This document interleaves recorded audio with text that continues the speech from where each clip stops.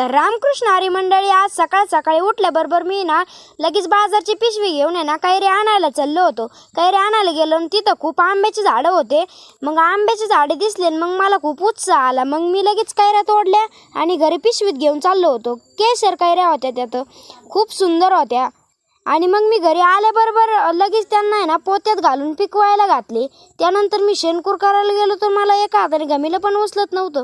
त्यामुळे मग मी बळच कसं तरी उचललं आणि मग नंतर मी घरातला आमच्या अभ्यासाचा पसारा काढला तर बघा किती मोठा पसारा या पसारा काढला. मग मी तिथं आतमध्ये कसं आवरीला बघा. मग मी सगळं व्यवस्थित ठेवलं. मग मी नंतर आहे ना खूप दमलो होतो, त्यामुळे मी हातपाय धुवून बसतापैकी बसलो.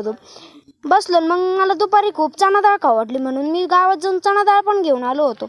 त्यानंतर आहे ना लगेच गायाला पाणी पाजायला घेतलं. त्यानंतर मित्रांनो आता मी बॅडमिंटन खेळायला घेतलं. आपण